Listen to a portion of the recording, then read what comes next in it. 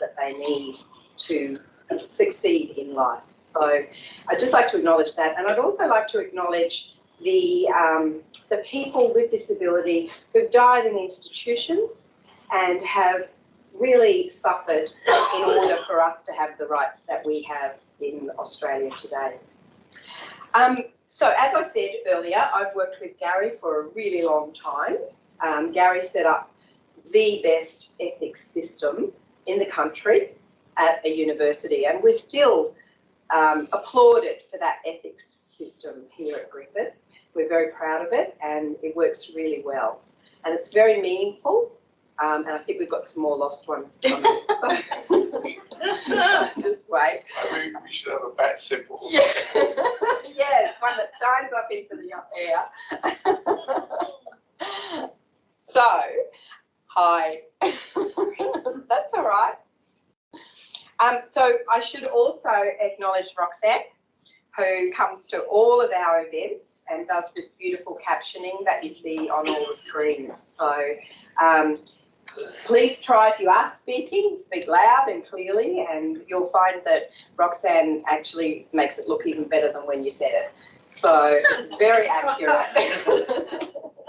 So today is really special. As I said, we're really proud to have a link with Enabled VIP and the important work that Enabled does.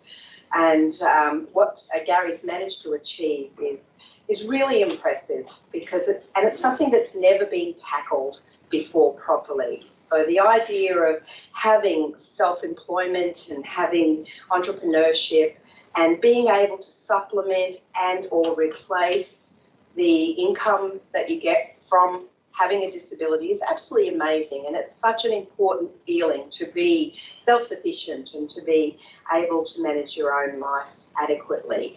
And Gary's doing that for people. It's really impressive, and it's so important that we support it and allow it to continue and grow, because it is something that will change the future. Perhaps a little bit before its time, but once it gets moving, it will be big. And I can guarantee you, if you engage with Gary right now, you'll be associated with something big in the future. So, but talking about big, today we have a very big presenter, someone I'm very proud of. She is a PhD student with us and is completing a really important PhD about her story. But you've probably already read her story or seen it on a movie, perhaps. So she's quite famous, and you need to take the opportunity to get a little autograph, because there's more coming, I believe. So Janine Shepherd, she probably needs very little introduction to most of you, but Janine,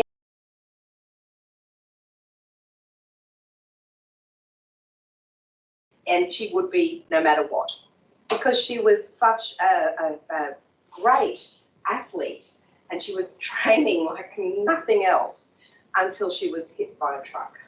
And that changed her life completely.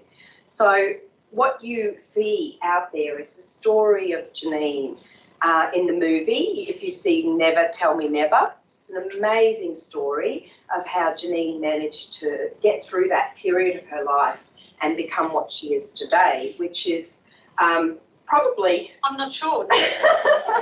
She's probably still a story in the making. But really impactful work. So you would see TEDx talks everywhere. Janine speaks all the time at various corporate functions and shares knowledge about how to be resilient. She's produced a course on resilience, which is available online. Not at the moment. Not at the moment, but it's actually really helped lots of people. So I think in terms of impact, we've got two of the most impactful people in the room and a few in the audience. So how about we hand over to Janine now, and thank you to Beck for all the organising and IT that now works. And I'll hand over to you to get going. Thanks, Elizabeth. What a great introduction, and I can hardly wait to hear what I've got to say. So it's thank you for all of you finding this room for a start. That's resilience, right? The fact that we've found our way here. So today I thought about what I want to talk about today, and you know, we've got a small group, and it's going to be an intimate conversation. And Elizabeth mentioned change and who I am, and I was even writing about this the other day. It's shifting. I think for all of us, who we are is constantly changing. You know, we're constantly being asked to reevaluate who we are in this world, in a world that's changing so fast, so rapidly. And it's the thing that struck me the other day, and I didn't even plan to say this, but something that's really important to me, and I would say that this is really important for all of us right now, is to find your anchor. And what I mean by that is your sense of who you are. Because I think that when you know who you are, everything's easy. You know, it doesn't matter what's happening around you, what's changing around you. If you have that sense of who you are at the deepest essence, then everything is okay.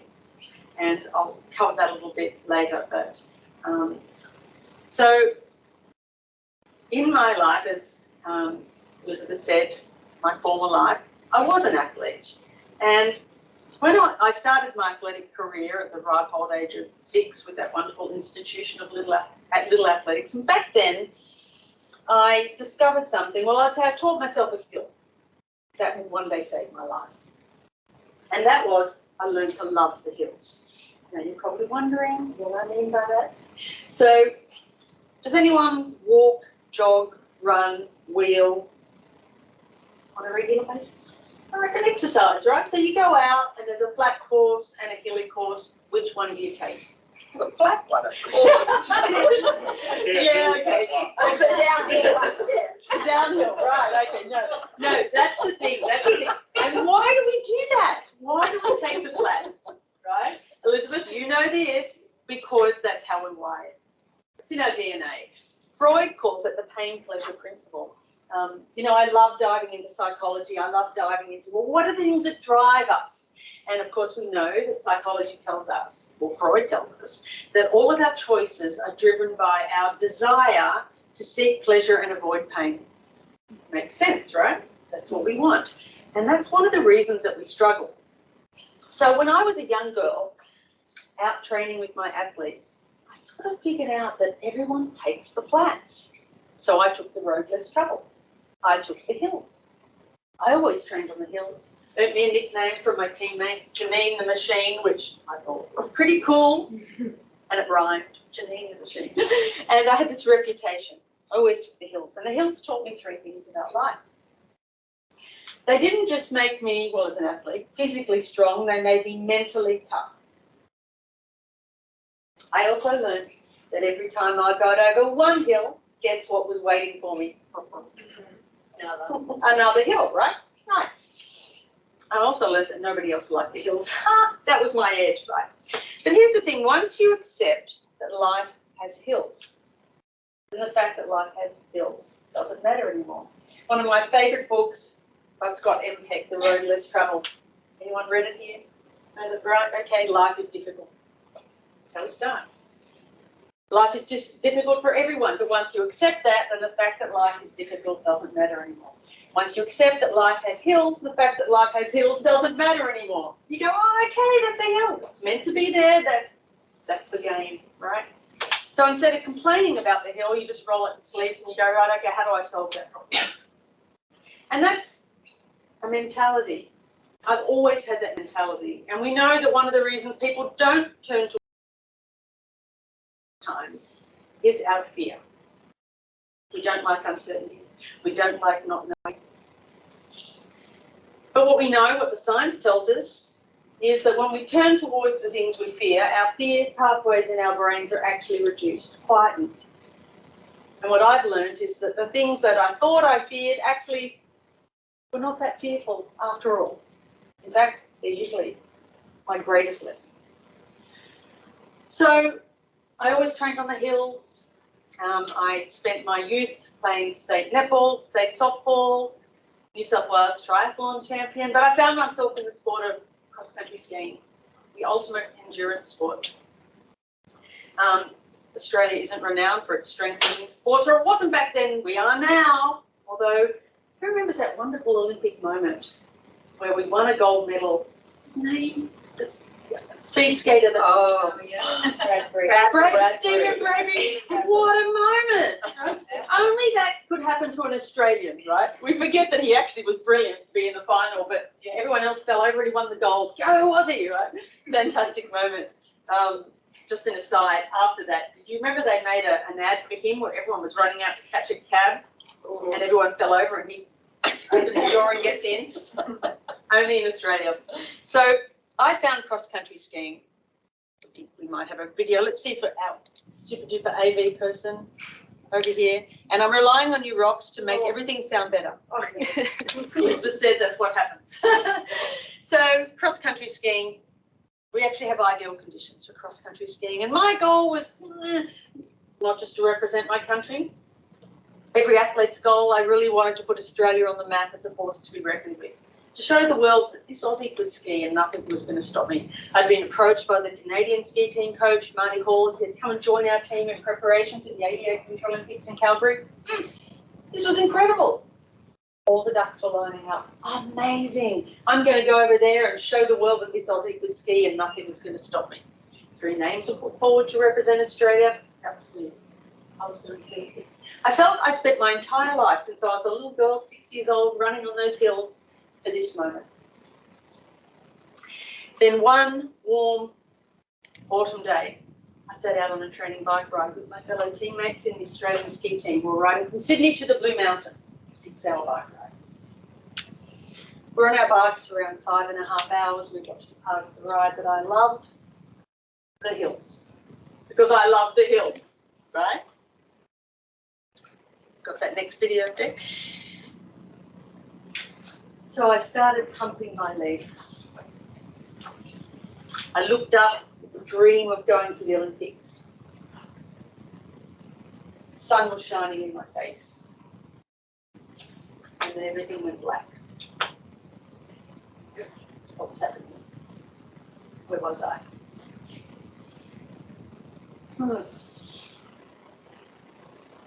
I don't normally get emotional talking about this. I've been writing about this.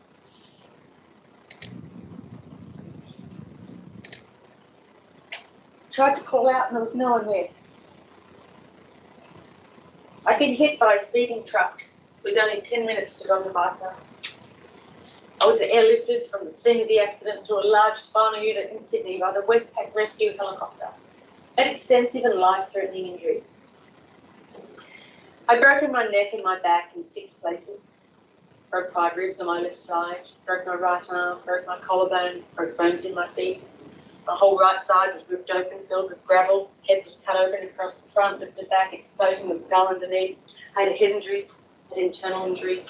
I had massive blood loss. In fact, I lost about 5 litres of blood, which is all someone my size would actually hold. By the time the helicopter arrived at Prince Henry Hospital in Sydney, my blood pressure was 40 over nothing. I was having a really bad day. Good luck with that one, Rox. I don't remember the accident. You know, the doctor said post-traumatic amnesia. I don't remember the accident because I've left my body. And I tell people I didn't have a near-death experience, I had a death experience. I remember being out of my body. I remember the weirdest sensation. I can remember being in and out of my body. I can remember cold on my face. I can remember having a mask and ripping it off. I can remember looking down and seeing it all happening. I can remember looking down at a hospital bed. I can remember people fighting to keep me alive. My parents were there. They'd been called with the news that I'd been involved in this accident. Not knowing, they arrived at Prince Henry Hospital. I was in intensive care. They were fighting to keep me alive. They didn't think I'd survive the helicopter flight. They were pumping blood into my body. I was losing it as fast as they could pump it in. I was losing it. They told my parents, can't do anything else. Prepare for the worst. For 10 days, I was in another world. And I remember thinking, I'm not going back. I'm not going back. That body. I'm an athlete. I was in my final year. I was doing education, sports science. I wanted to be an exercise physiologist. I wanted to work at the Institute of Sport. My whole life revolved around sports. And that body was broken. I'm not going back to that body.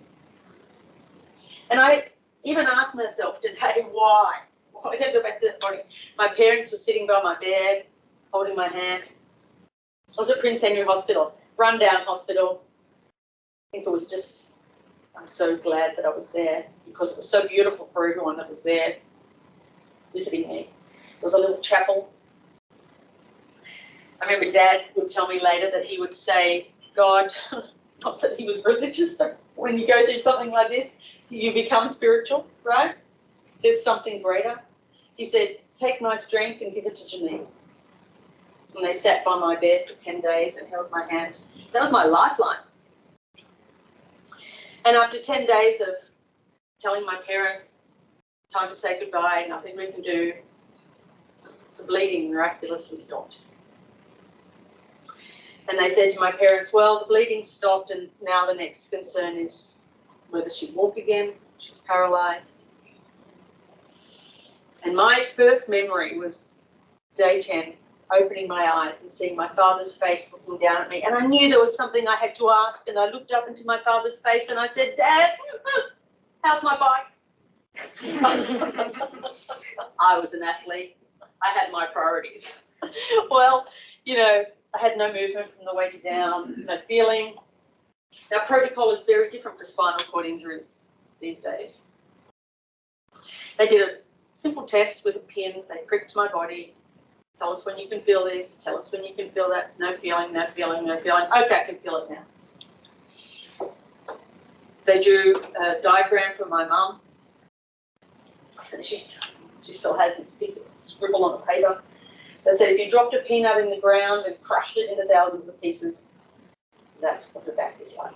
So the neck break was stable. The back break, the worst break, was L1. Completely crushed.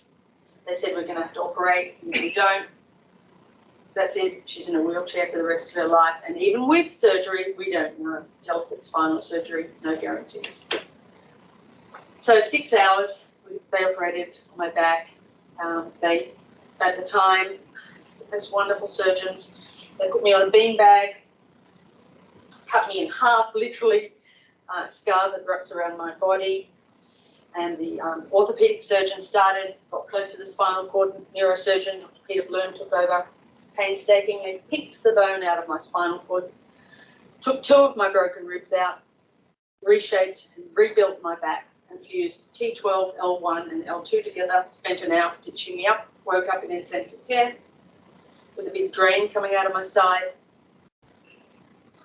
The most excruciating pain, having surgery like that, I remember I couldn't breathe. I had to have a stack of towels on my chest to just try to breathe.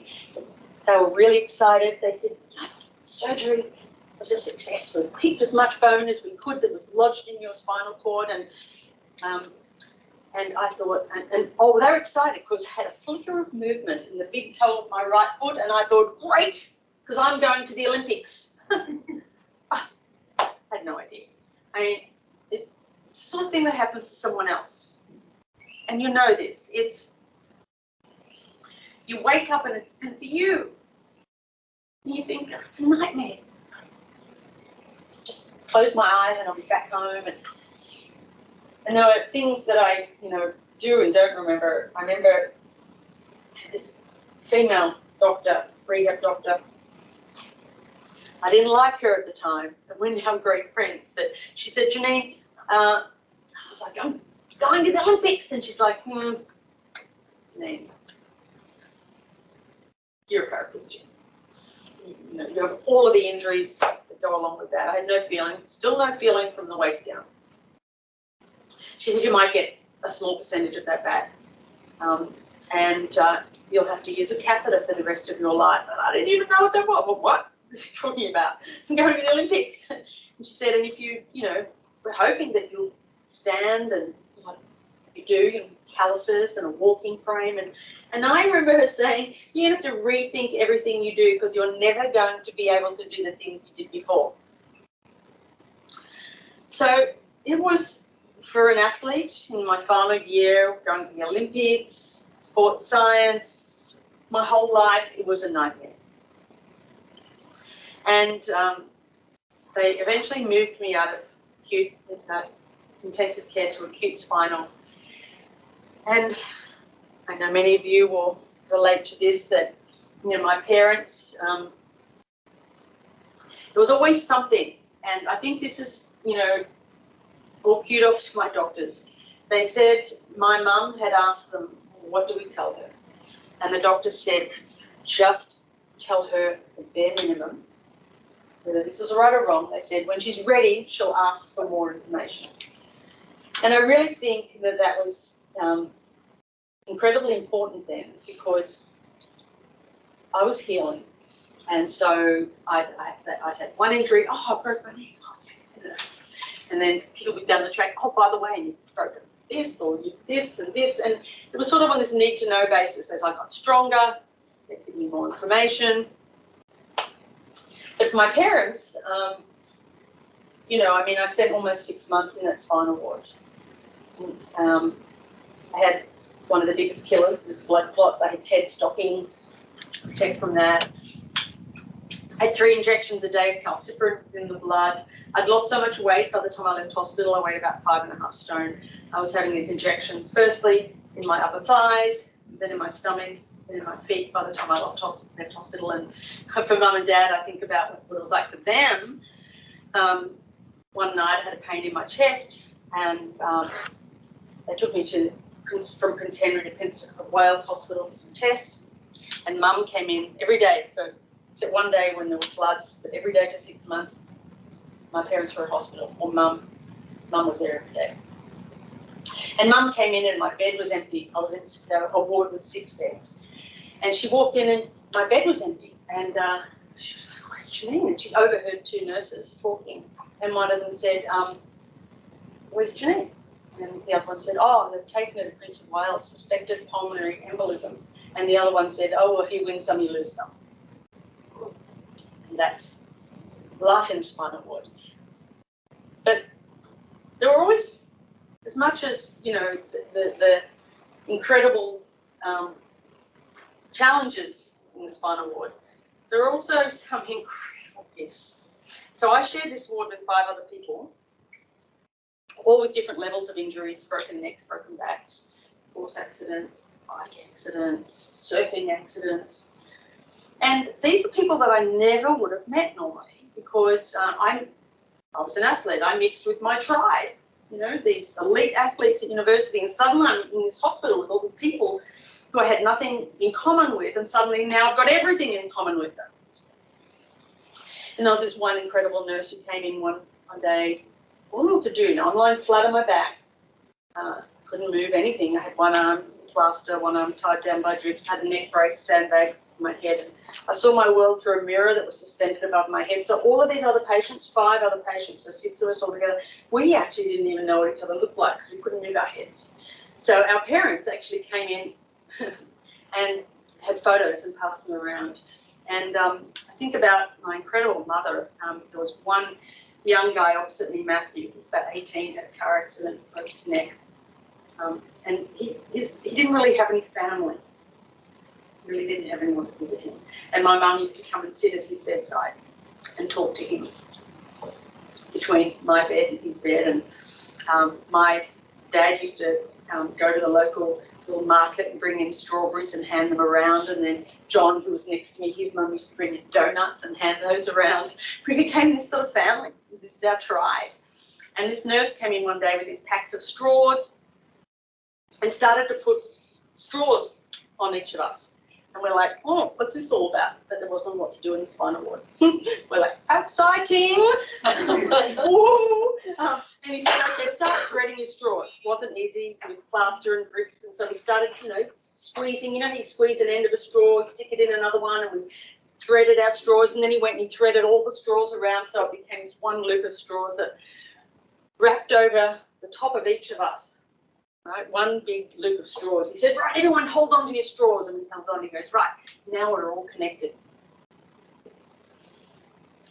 And it might sound silly, but it was this really what incredible gesture that made us all realise that we were all exactly the same.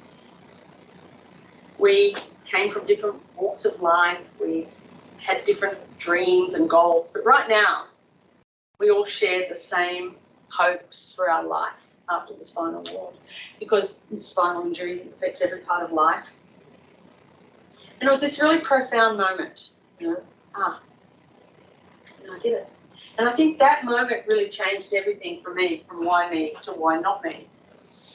And the other thing that I'm going to mention that was so incredibly powerful for me was, and I'm not sure where it even came from, but the people that travelled in to see me, spinal wards are very confronting.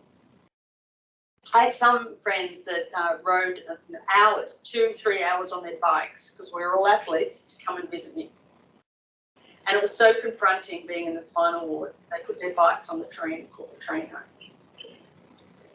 Because it was, we don't want that to happen to me. Some people couldn't actually come into the ward. It was just too confronting. But I knew that everyone that came in was like, it was my lifeline. And I made this decision that every single person that came in to visit me, I would say thank you and be grateful and smile. And even when I was, you know, so tired and on drugs and painkillers and morphine and all this, I'd often fall asleep and I'd wake up and think, where have they gone? Hours had passed. And this is before gratitude became a thing. We now know that gratitude is actually one of the most researched areas of positive psychology. We know it changes our brains. And I think just being grateful enabled me to endure 6 months in that spinal ward. I remember saying to Mum, was I ever unhappy? She goes, no, you were always happy and smiling. But you did tell me that you often cried yourself to sleep when no one was around. So after 6 months, it was time to go home. You know, I couldn't just get up straight away. It took a day putting me in bed. They put me in a wheelchair, attached to a catheter bottle. My next task was to learn how to self-catheter, learn how to walk. I remember being in that wheelchair and Dad wheeling me outside and thinking, oh my God, sun on my face. It's incredible, just incredible. And I couldn't wait to get home and start my life, which I had no idea the challenge was, none. The head sister, Sister Sam, said, Janine, you're going to get home, something's going to happen. I was like, what? She goes, you're going to get depressed. I went, no, not me, Janine the machine. I just was... And I got home and I realised Sister Sam was right. All of my friends had gone off skiing and racing, and there I was, you know, 5.5 stone, had to learn the humiliating task of how to self-catheter, and I thought, I had all the bladder and bowel problems, and I thought I'm never going to be able to go out in public. I had a body that I couldn't feel. I had a body that I actually hated. I had this body before, and I was ripped. Yeah, I was an athlete. I was going to the Olympics, and there I had this body that was letting me down. And I wanted to give up. I was like, why did I come back? And I can remember my mum sitting on the end of my bed.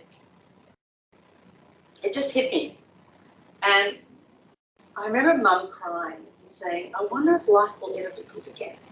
And I thought, how could it? One of the things was the driver that ran me over was charged with negligent driving, and he got an $80 fine. And he never came to see me. Just really wanted him. It was really important for him to say, sorry.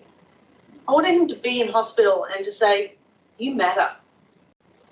I'm sorry. He wrote me a letter. He said, I'm the driver of the vehicle with which you collided. Legal letter. And that was it. And there was a lesson, big lesson in forgiveness in that, I can tell you. So, there I was. Everything, every dream, everything was gone, and I wanted to give up. And despite that, there was something in me that said, no, you love the hills. And I recognised that, well, I'm here. I made a choice to come back to this body. I'm going to find out why.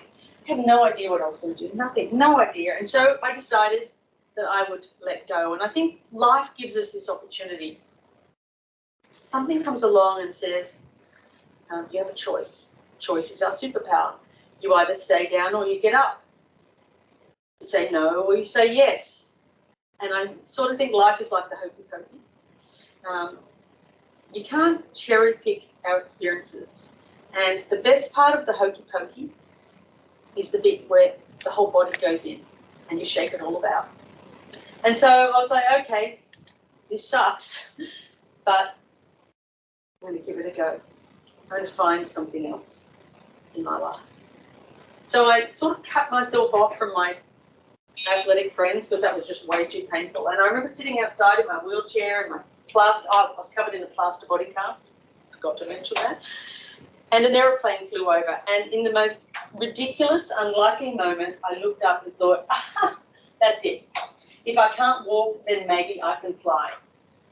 I remember turning to Mum and saying, Mum, I'm going to learn to fly. And she goes, oh, that's nice, dear. Would you like another cup of tea? It was ridiculous. So I rang a flying school, said I want to learn about flying lessons. I said, Mum, pass me the yellow page. Remember the phone book with the phone numbers in it? But young people probably don't know. Now it's just Google, Siri. So rang up this flying school, said I want to learn about flying lessons. They said, right, come on out, book for this trial flight. And I'm like, oh, yeah, well, I sort of can't drive or I sort of can't walk. Is that a problem? Anyway, Mum went out and bought me a pair of baggy overalls. With my baggy overalls over my plaster body cast, I had a friend, Chris, from Victoria, who wanted to fly. He came out, Mum and Chris drove me out to Bankstown Airport. They carried me. There's nothing on me. Plaster body cast, baggy cast, catheter attached to all of this, carried me into the flying school. I'm like, hi, I'm here to learn to fly. And they're like, oh, okay. Anyway, this guy comes out, he goes, I'm Andrew, I'm going to take you flying. I go, great. Drive me down, they give me this. I've never wanted to fly in my life. Never. Right? Where's this from? So they lift me into the aircraft. Chris gets in the back, Andrew, the instructor, gets in the front, they do the seatbelt up, I'm sitting there, Andrew starts aeroplane, he said, right, do you want to have a go at taxiing? That's when you use your feet to control the aeroplane on the ground, and I'm like, no, I can't use my legs, and he's like, oh, so I can use my hands, and he goes, okay. So he taxis over, gets the clearance from the tower, applies the power, we take off down the runway over to Bankstown Airport. And we get over there, and he goes, right. He said, take the controls. And he said, you see that mountain in the distance? I go, yeah. He goes, just head towards that mountain. And I took the controls. And I realised that that mountain I was flying towards was the Blue Mountains, where my journey had begun. And Andrew said, try a couple of turns left and right. So I was like, He goes, you can go a bit steeper. So I'm like, oh. And I look in the back at my friend Chris, and he's going, oh my God, give back the controls. I'm like, no. I was a long, long way from that spinal ward, and Andrew didn't let me land just as well. Thought he'd never see me again. I got my mum and Chris to drive past the bookshop to get the books I'd need to study for my basic aeronautical knowledge. I had no idea what I was doing. I was like, how am I ever going to pass the medical? Worry about that later. So with my books, I had a plan. I had a reason now. It's something burning inside me that said, you can do this. You can do this. And there I was learning all these weird or aeronautical terms and practicing. You know, I got my wheelchair and I get out of my wheelchair and I push my wheelchair, and then, you know, I was walking around the house, you know, like I went from the point of 2 people holding me up to 1 person holding me up. Then I could walk around the furniture as long as it wasn't too far apart, and then I walk around the house holding onto the walls like this, and Mum says she was forever following me, wiping off my fingerprints, so she always knew where I was. And then I got my plaster casts removed, and they put a steel brace on, and I had my first shower in 7 months, which was such a relief for Mum and Dad, if you know what I mean. And I thought, now I'm ready to go for my medical. Only certain doctors can test for a pilot's medical, so I rang one, Dr. Henderson, and made a booking for a pilot's license medical. So with my new steel brace and my baggy overalls and Mum holding me up, we walked into his surgery. And he goes, what are you here for? I said, a pilot's medical. He goes, we better get started. So he was filling out the form from the Civil Aviation Safety Authority, and like I had everything on the form. Ever broken this? Ever broken that? Yep. Chicken's got like sweat dripping off his brow. And he wanted me to do this test that I thought was really relevant flying. And if this gets out, I'll know that it's someone in this room that's dobbed me in. So they wanted me to do that test when you go into the surgery and you cross your legs and they get that little hammer and they tap you on the knee and they test your knee jerk reflex. You know that one, right? Well, I don't have a knee jerk reflex anymore, but that's a really easy one to fake. So Dr. Henderson said, I'm going to recommend we pass you to get a letter from your surgeon. So I went back to Dr. Steve and he goes, but you can't use your legs. I said, I'm doing my exercises and the instructor's doing the legs and I'm doing the arm. Just months passed. I kept on with my theory, kept on with my exercise. Got me to the pool. I started swimming. Letter came in the mail from the Civil Aviation Safety Authority and they passed me. And that was my green light. And there I was out at this flying school with my bag of catheters and in and out of hospital having more surgery because I had claw toes. I couldn't even get shoes on, so I had all my toes cut and pinned straight. Can't stand on my toes. Still can't stand on my toes, but they did tendon transfers to try and help that. Well, didn't work. I'm out at this flying school where all these young guys wanted to be Qantas pilots and then me hop along rings. And they were like, oh, who's she kidding? It was one of the most challenging times to be like stared at in that way. But when I was in an aeroplane, nobody could tell that I walked funny or looked different. And that was so important to me. And it was important also because when something happens, it's so easy to just, it's so easy to sit at home. I remember one of the occasions, fast forward slightly to where I was doing a test, and I had a bowel accident. And I thought to myself, oh, are you kidding me? I was ready to go for hours in a plane for an examination for my pilot's license. And I could have gone home. And I thought, no way, I'd come this far.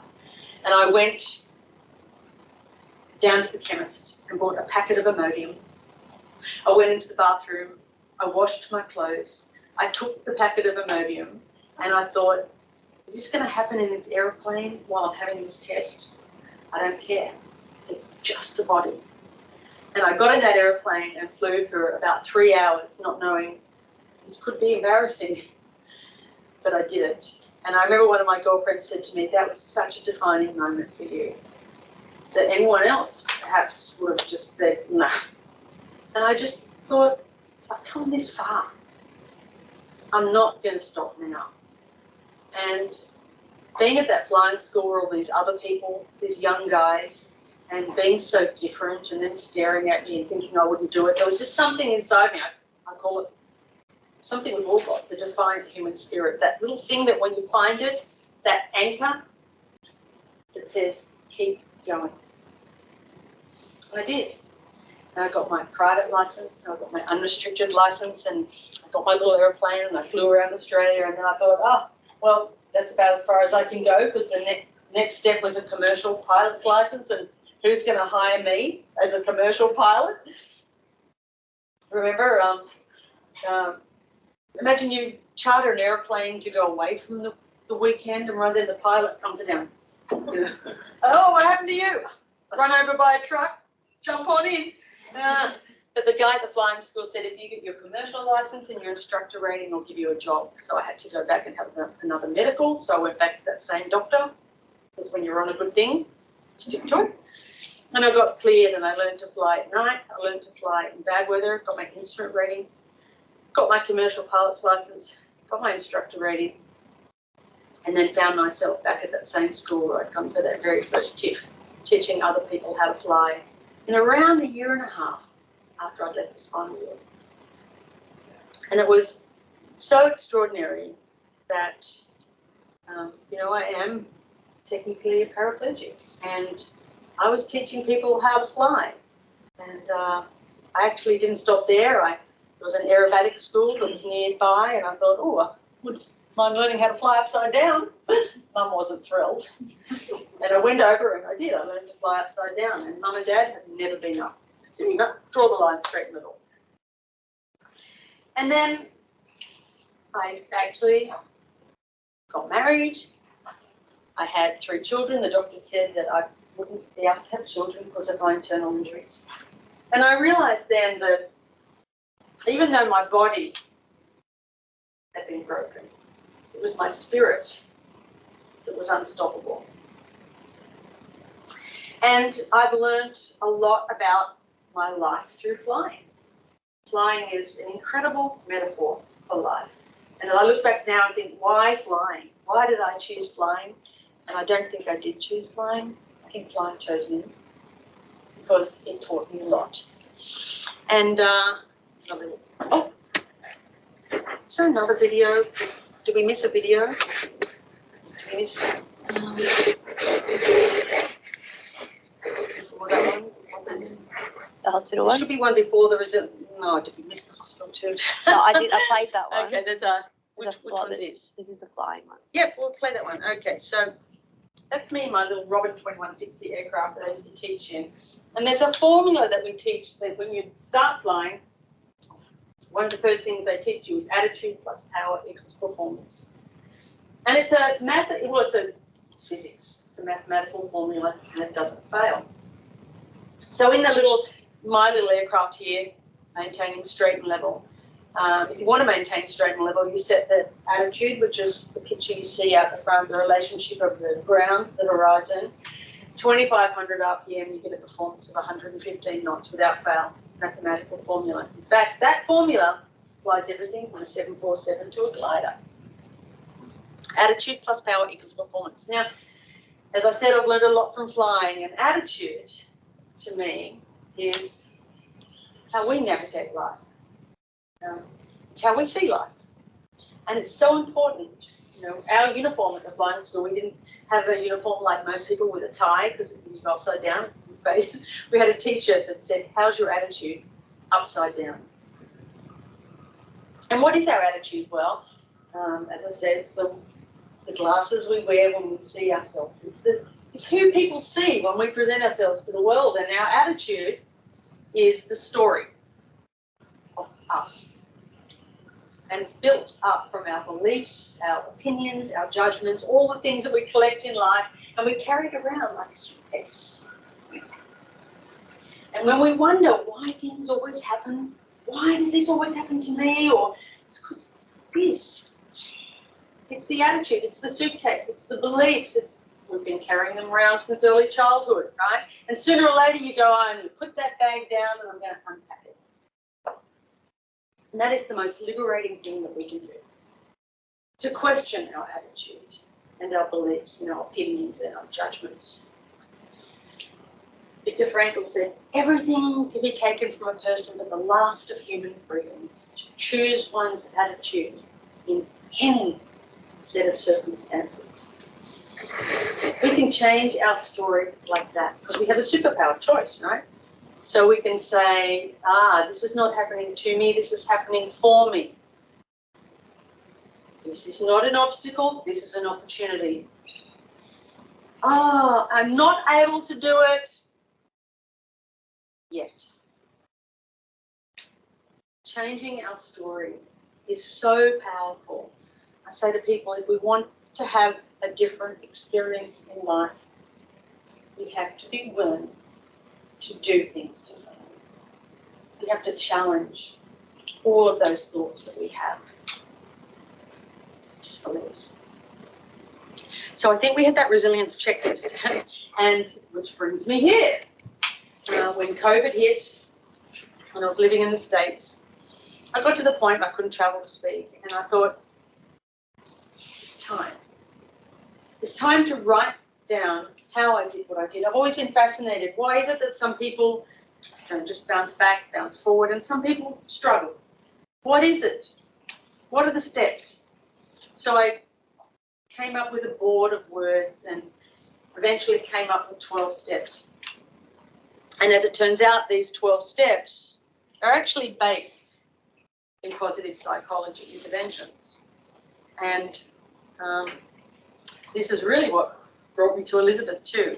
Originally, my study was to put this course into spinal cord units, which maybe we'll do that one day. And then something happened in my life, and I'd say the current existential crisis where I had to revisit my disability, and then it turned into an autoethnography, and which has been an incredible experience of looking back over my life and the choices that I've made and the decisions that I've made.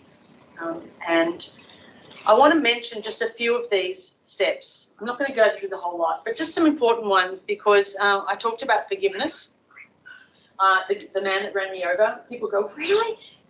$80, right? And I was reading something about forgiveness recently because, you know, there's always a lot of pressure on forgiving, right? We tell people, you've got to forgive. And I say, no, you don't. You don't have to do anything. You don't have to forgive. But forgiveness is not denying the past. It's embracing the past and saying that happened. But now everything from this point on is up to me. Forgiveness isn't about letting the other person off the hook. It's about letting ourselves off the hook. I love the saying, you know, that I think it's a Buddhist saying that says, not forgiving is like drinking poison and expecting the other person to die. So it has been really important, and there are certain things that I've done in my life that got me to that stage. I had a wonderful social worker in hospital who told me to write a letter to this man, and I wrote a letter of all the things that he'd done to me. And of course I didn't have his address, so I posted that letter, put it in an empty envelope and posted it. So forgiveness, of course, I'm a fan of optimism, Martin Seligman's work. My eldest Annabelle tells me that, Mum, you're way too optimistic. And I'm like, maybe, but that's how I got here. So as I said, I've written a course, there's a workbook, there's steps for all of these. Of course, I'm going to pick up two more, humour. I recently went to, I live down near Wollongong, Darawal country. We had Medicine Buddha Day down there a few weeks ago, and I went to this day because they had laughter yoga. I had no idea what it was. It was so much fun. Anyone ever heard of laughter yoga? It's huge at the moment, and started by this Indian doctor, and it's about using intentional laughter to get the same benefits that we do from spontaneous laughter. I loved it so much, I've actually signed up to do a course in it because it's so much fun. And laughter's been a really important part of my healing. Because it's funny, life is funny, right? I was reminded of that not long ago when I spoke to a group in Sydney called the ACCA, which stands for the Australian Cemeteries and Crematoriums Association. And the guy that booked me said, you know, we have to keep really healthy and fit in this job, because if we don't, it's too easy to get mixed up with the stock. And they were hilarious. One of the guys there said he always signs his letters, yours eventually. It feels good. Laughing feels good. And I can tell you, if you get an opportunity to go to a laughter class, it is one of the funniest. It's huge in the corporate world right now, and it's funny. And laughter feels good. Good for us physiologically, it's good for our mental health, our wellness. Kids laugh so much. What happens to us when we're adults? We stop, right? Just laugh. I'll share with you a couple of funny things. So laughter yoga, it's an Indian doctor, and he does breathing exercises, and you do funny things, like you do funny exercises where you have to, I know this sounds ridiculous, like I was with 50 people in a circle, and you do these exercises, like you do the milkshake one where you go, milkshake, milkshake, and then when you throw the milkshake away, you go, and then there's laughter o'clock where you actually go, but my favourite one of all, ready? I want you all to do this with me. Pick up your hand. This is the credit card bill laughter. That's not funny. No, I know it sounds silly, right? But it is actually fun. And so laughter actually is good for us. We're going to have to do a laughter yoga class, right? And of course, gratitude. It's no coincidence that I finish on gratitude, because gratitude is my go-to. It's what I did in hospital. It's got me through hospital. And it's one of the most powerful positive psychology interventions. You know, when we're feeling down, we're really struggling, all you have to do is say, what am I grateful for? And I've forgotten his name, a neuroscientist, Alex Korb, I think it is, a neuroscientist in California. He said, sometimes life's really tough and you might think, there's nothing to be grateful for. He said, but that doesn't matter. All you have to have is a willingness to ask the question. So just asking the question, what am I grateful for, starts the change in our brain. It's all about neuroplasticity. For all of us, whether it's the physical body, but this is what's really important. The body's not important. It's the mind. With the mind, we create our world. Which brings me to where I am today, and it's Disability Action Week, right? And I was thinking about, you know, it's been switching my work to an ethnography has been incredibly challenging and painful at times. And Elizabeth will attest, there's been many days when I sit at my computer and I cry because life is sad. Life is also happy. Both. I say be happy when you're happy and sad when you're sad. Why we have all of these emotions. But I thought about my disability, and I thought what I wanted to say is that I can now say I can claim I'm a proud disabled woman. A woman with disability. I get so confused. What do I say? I have a friend, Dr. Shane Clifton, amazing human being. He has quadriplegia and he's an academic. He's now heading the disability course at Sydney Uni. He lives in the next suburb to me. He's a mentor. He's a wonderful person. He's taught me so much about what it means to live well with disability. We went to a restaurant, the two of us, in his chair and me with my stick, and we walked in and he goes, the Crips are here. And I was like, and then, of course, you know, diving into disability, it's like, okay, so that's okay. I have my eldest Annabelle, it's they, them, and, you know, I've learned a lot similar to queer theory. Okay, so reclaiming these words, reclaiming our power.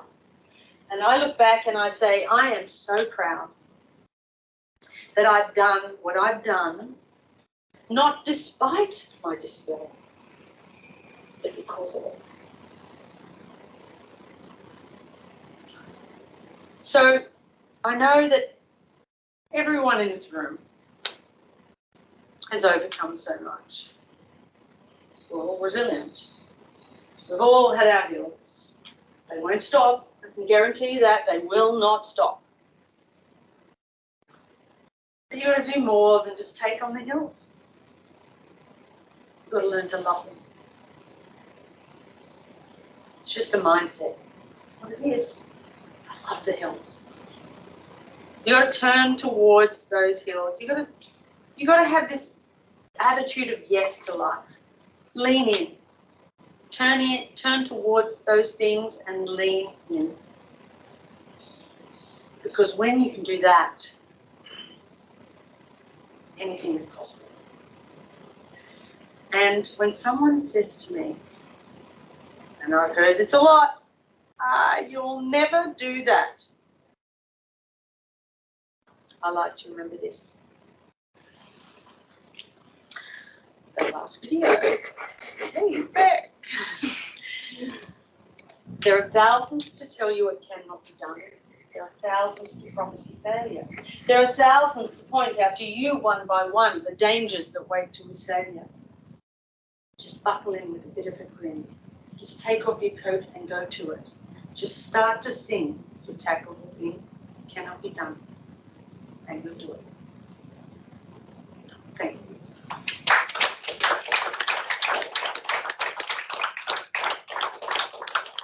Thank you, everyone, and thank you. Did you make me sound better, Rox? Oh, absolutely. And thank you, Beck, for being the wonderful stand-in AV person. My worst nightmare. And I'm going to let Elizabeth come up here and Thank you, Janine. take over. Oh, well, I don't have to take over. I'm just going to open the floor for people to ask you questions. Was that you in that video, is my question? Doing those loops? Yeah, that was me. Yeah. So that was from 60 Minutes. We did a 60 Minutes piece. And when they did the story, funny story, they put me with Charles Woolley. Remember Charles Woolley? Yeah. And they put me with him because they're like, oh, he's so sort of warm and cuddly. So he goes, oh, firstly, I hate flying. And they've given me a story with a girl who can't feel her legs. This is the worst story ever. And so we went up and I went through all this aerobatic stuff and he was really sick. I mean, he was like, I thought he was kidding. I thought he was hamming up for the camera. He's like, take me down. And I'm like, loop, roll. And he's like, no. And he turned around and actually turned the camera off. And I went, ooh, oh. And we got down on the ground. And then the producer came along and went, oh no, the video hasn't worked. Oh, you got to go up and do it again. Oh my God. Well, anyway, we became good friends, but as it turned out, they did get it to work. But it was a very fun, he actually did get sick, but it was fun. Yes. So let's open the floor to any of you. Do you have questions for Janine? Or are you just all in awe? We can just go and have tea and coffee and things. And, yeah, there's one up there. Hi, Janine. My question is how your definition of success has changed pre and post accident. That is a great question. Success. What is success? It's different for everyone, you know. Similar to when people say, you know, what's the meaning of life? To me, success is successfully working towards what's meaningful for you. You know, it's not. Yeah, it has changed, of course, from being very goal-driven, and goals are important because that's in my course, part of hope theory. But I think for me, I've shifted that sort of concept of success to more living in line, aligned with your values, you know, because I think that's one of the big challenges today that young people have is feeling that they have to tick things off a list, and we've all been there. So, yeah, I'm a big fan of Joseph Campbell, a mythologist Joseph Campbell. I'm a big fan of Follow Your Bliss. So, you know, what lights you up? You know, what brings you joy? And really having goals, but aligning that with your values and, you know, when you feel, when you're connected to that anchor, yeah, it just doesn't matter what happens around you. I mean, when I say it doesn't matter, I mean, you know, you can weather the storms because you just have this really solid sense of who you are and where you're going. So, yeah, so success, I guess, is whatever has meaning for you, and for me. Yeah. Does that make sense? Yeah. It's not ticking anything off. We're going. Doing things with heart. Bit of a Brene Brown fan too. Yeah. Yeah. Any other questions? I have a question because I'm really interested. As you know, we have a couple of chapters where you explore the impact that health professionals and professionals generally have had on your life. And I know from dealings with health professionals in spinal units that it's this really fine line that they walk between generating hope and giving you reality. Yeah. And I don't know that they get it right sometimes, but, you know, it's sort of, you mentioned a couple of instances here where professionals had a really profound impact on your life, positive and negative. And I don't know if you did talk about the negatives, but I know them. Yeah. But so they can change your whole course in some ways. And yeah, it's a great responsibility. Yeah. I just wonder, do you think that they really appreciate that responsibility?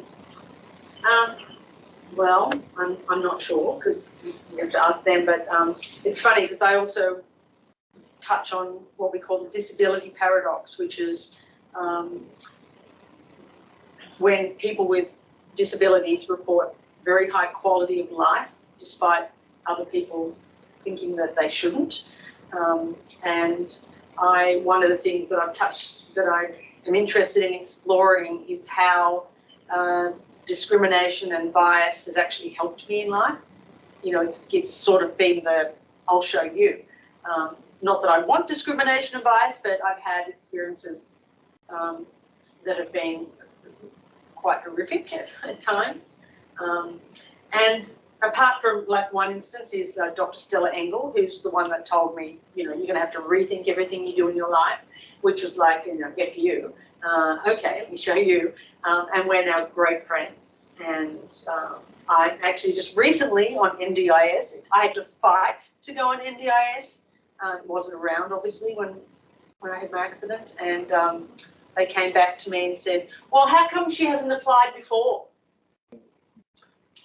Well, but she's so resilient. Oh, sorry. So yeah, now I get someone paying for my catheters. Well, great. It's totally joy.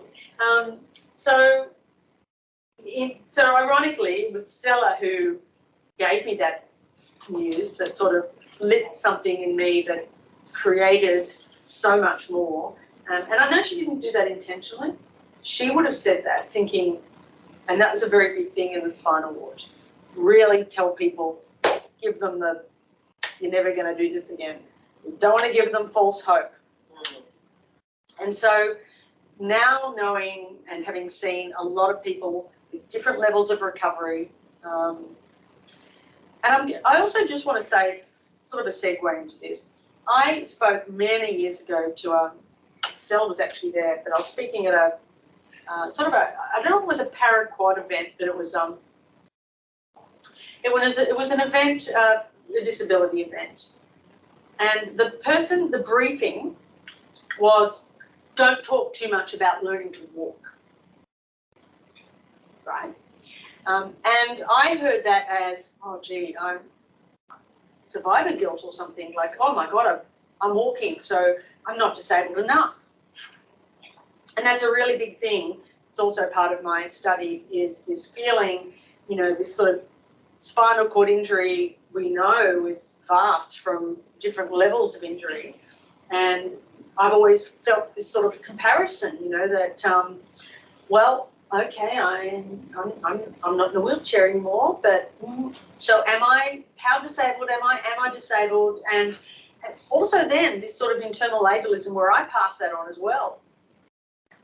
So it's been really interesting confronting that, and of course then getting older, when now, I mean, I fall over all the time, and funnily enough, the girl that I buy my catheters from, she was making my online account and she needed a password for me, so she called it Red Knees because I had like blood everywhere from falling over. But so yeah, it's really interesting. And one thing that I would love and it's helped me because I've also judged people that are less disabled than me or what. So to me, it's given me this great appreciation of the variety or the diversity in the disability community, visible and invisible, and neurodiverse, and the grand spectrum of disabilities. And this is a time for us to be a community. And that's another thing I want to say, that that it is a beautiful community.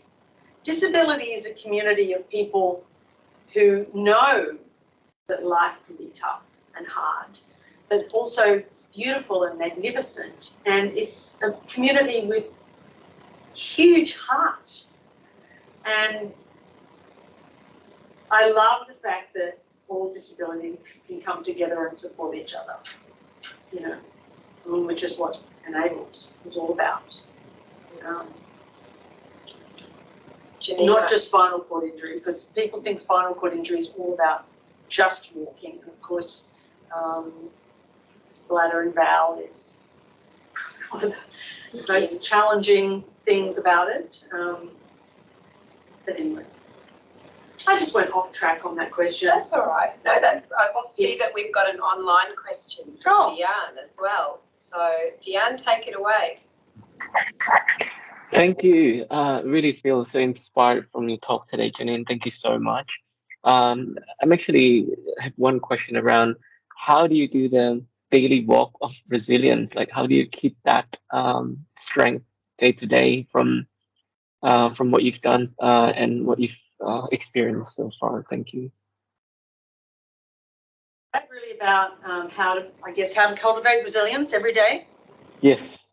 So I guess that's what the 12 steps is all about. And I think I'll just say one sort of overarching answer to that is that I think it's not about, I always think life is not about having it all, it's about feeling. And it's about experiencing all of life and all of the emotional spectrum. I have a friend that's she's actually in Kyrgyzstan teaching at a university over there. She's a writer, and she always says to me, she said to me one day, she goes, "You're a weeble." And I said, she's English. I go, "A what?" She said, "A weeble. You know those toys that have the base where you push them over and they come back up?" You know? She goes, "They're great." So I went and bought one, put it on my desk. She said, "Because you wobble, but you never fall down." And so I think that I've been able to, I allow myself to have bad days. Because life is really challenging and tough. And I'm not a Pollyanna, but I'm a bit of a Tigger. So, I will have days when when I feel like everything's falling apart. But I'm getting better and I allow myself to get up. And I also practice the things that I've written in my course. I practice gratitude, I recognize my core values. I think going and exploring your core values is a wonderful site, BAA Strengths. So it's really great. It's a great exercise to go and examine your values, and they change. So, and then examine your goals, make sure your goals and your values align. Humor, there you go, there's a great one. I'm booked into I'm doing a laughter yoga course in January because I recognize that it makes me feel good. So I think there's things that we can do every day. I journal most days. I have meaningful work. I have a great sense of meaning and purpose in my life. I surround myself with loved ones and people that are important to me. I give thanks. I meditate. I have a deep spiritual life. The list goes on. I think resilience is not something that just, you have to work at it. You have to work at it every day. You gotta make your life. You gotta do things and get out there and be a player. So I think that's how we cultivate resilience. That is so inspiring. Thank you so much. I know everyone here has a resilience checklist. If you've got one for these online people, print it out and put it on your fridge. And they're just little reminders of things that we can do every day. I also feel it's, there are people that do slip through the gaps, people that have accidents and injuries and trauma, that don't have loved ones to support them. So it's very important to have a community and to be a community. So that's important. What else is on my checklist? There's 12 steps, and so there's things that you can do every day. Wonderful. Thank you so much. Anyone else have questions? Simone's got one. Yeah. Janine and I have a very similar experience in that I spent a year at Prince Henry and also under Dr. Stallings. It wasn't a very great experience, and I have climbed many, many hills since then, and keep keep finding new pills every time I get to the top and think I've got this. There's another challenge presented. Using humour, I should mention to all in the room just in case. I'm 3 weeks post colostomy surgery, so I'm going everywhere at the moment with a full Irish and English bagpipe band. I love it. Yeah. My success was getting here today to be here because I really didn't think that I would be able to pull myself together to be here. But I guess my question, Janine, is how do you control this feeling of being overwhelmed and sometimes catastrophic thinking? That you get to some place, you accomplish this challenge of working, I worked so hard. The idea of being able to go into laughter yoga sounds great. The idea of being able to meditate sounds great. I'm like, where do you find the time for all this? I'm trying to balance work, life, motherhood, which Stella told me would never happen. Childhood, but I proved her. I'm glad we're connected through Stella. Great doctor, but they don't know everything. And they're hard. So I guess it's the power to stop that feeling of being overwhelmed and to continue to strive and reach your goals as an entrepreneur, but also to keep humour in there and to prevent catastrophe. Yeah. Great question, and probably one that most people would ask, and we know. So my background from sort of sports science, and from my accident, I really did a deep dive into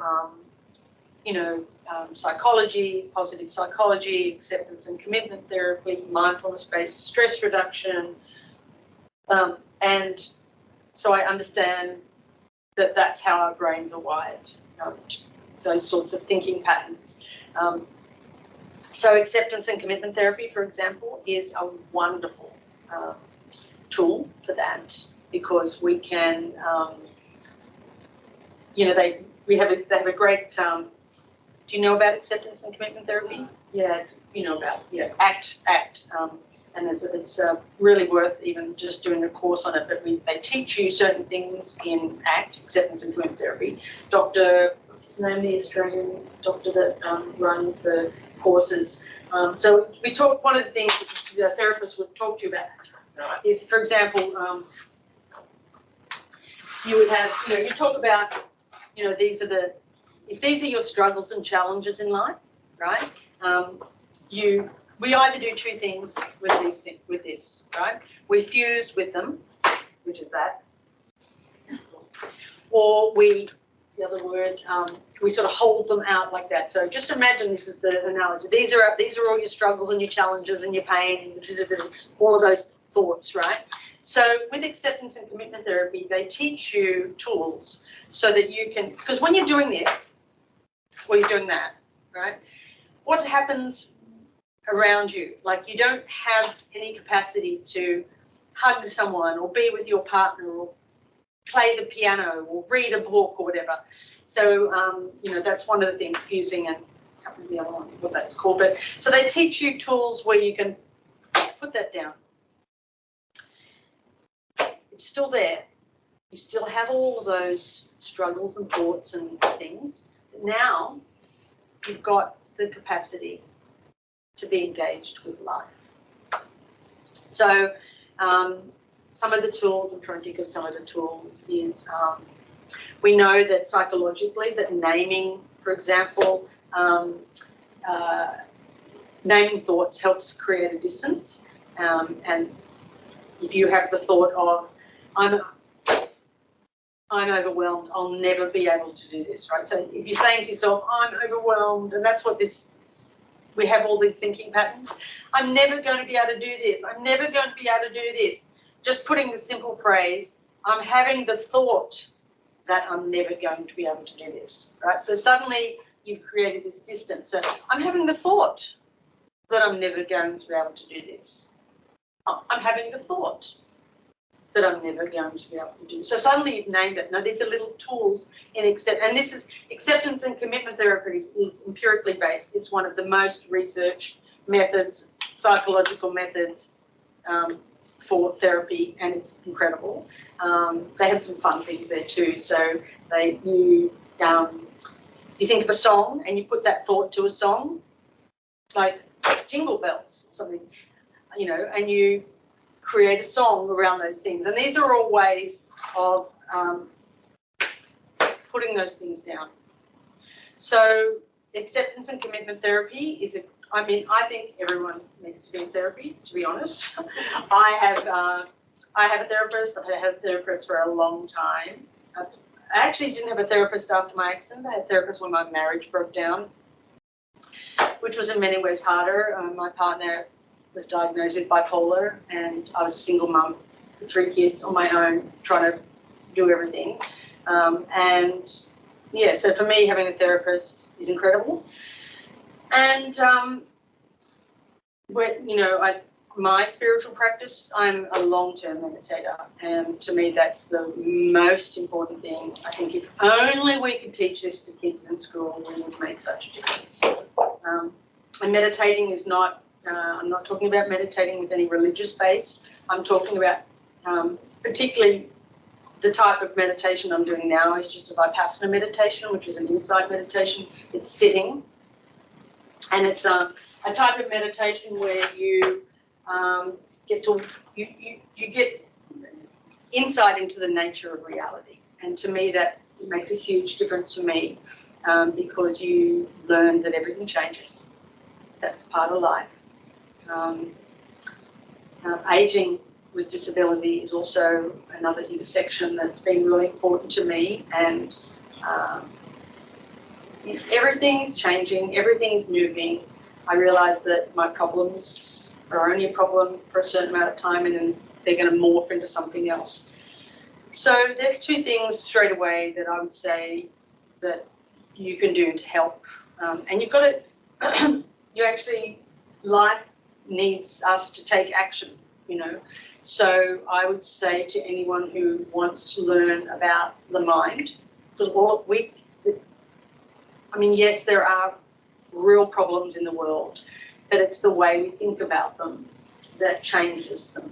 And an example, I live with chronic pain, but through meditation and through the psychological work that I've done, my chronic pain is sort of like turning down the radio. You know, it's still there, but I've put it down, and I can do all the things that I love. And, I've created a body scan for chronic pain for people that I'm happy to share if anyone wants it. I just think there are things that we can do. And I think just being really aware of our thoughts and how they work is probably the most important thing that we can do. Thanks for that great list, Carol. It's great. I think we're at time now, so I just want to thank you for taking the time to share all those really personal stories as well. They're the stories that don't get shared a lot. So we often talk about disability in a superficial way, and we don't get into the real stories of the things that matter. You're going to remind me of something. I once spoke to a conference in America. It was the Irritable Bowel Conference, right? And the lady there said, "Oh no, you've got to tell all the poo stories." I'm like, I can't tell that. Tell all the poo stories. I was like, all right. But it's such a big issue because these are the things that you have to learn to deal with, and you don't talk about them to people. So I think you've been really brave. Thank you for sharing it with everyone and normalising it to some extent for everyone to think about and deal with themselves. So Janine, thank you so much for your honesty. Thank you all for coming, and for those that wandered in and got lost, and Carol for coming and making the effort. I'm so grateful. And I'm so grateful. This is my tribe. Right? We're all connected. And thanks to those online too, Janine. Oh, who yeah, had to thank you, wait a little guys. while. I hope you've got the resilience checklist. I can't see you, so we can. And thank you to Gary for bringing us all together. Oh, It's really great. And I should mention that this event was meant to be 2.5 years ago, and we have this has been what, like 6 goes or attempts we've had of trying to get For this. the journey at the hill. We did. We're resilient. Yeah. So it's great. So thank you all for taking the time to come and share the day with us. There's some coffee and snacks up the back, so please stay, hang around, talk to everyone, and we'll see you at the next event. Thank you, everyone.